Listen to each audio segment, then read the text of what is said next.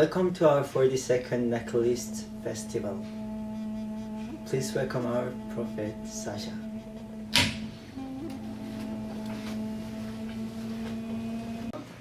I was sitting in a chemistry class, listening to my professor try and speak about thermokinetics, and I suddenly realized that there was no more meaning in anything that I was hearing. And looking at the blackboard and seeing one of his diagrams of a salt crystal, I realized, you know, this I understand. This is absolute. This has no other meanings, no other connotations, no abstract ideas. This is what is. And why can't everything be based off this? We begin with the absolute statement. I am what I am. You are what you are. What is. Let it be so. Before each Naclism Definition Festival, a circle made of salt is prepared on the festival table. This is done because in Naclism, the circle represents the abstract, while salt and its square structure represent the absolute. By creating this circle, it is as if we are defining the abstract based on the absolute. Today, we are defining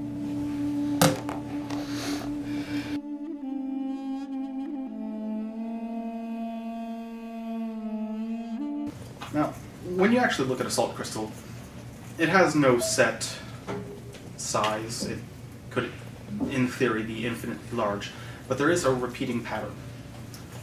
In a way, it creates a bunch of squares connected with each other. Well, when you look at a square, what is it if not a perfect shape? Speaking in the name of salt, the absolute.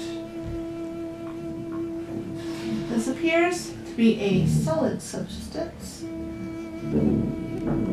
reflecting the wavelengths the eyes interpret as yellow. It appears to be compressible and makes a sound when squeezed. So, why Saturn for the abstract? Well, when you look at Saturn, it's kind of like this orange.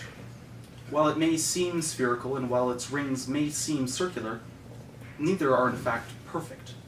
So while Saturn is a very close representation of the absolute idea of a circle, it is not in fact, which is why it is a great example of the abstract. It is something that represents, or that can be made of an absolute, but is not. In the name of Saturn, the abstract, we see an unrealistic representation of a species of waterfowl, idealized in order to entertain the minds of young children. I myself have spent many a joyous bubble bath playing with rubber ducky.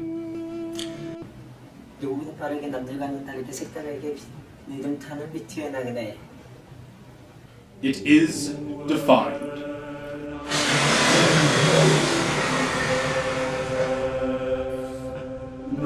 Let the feast commence.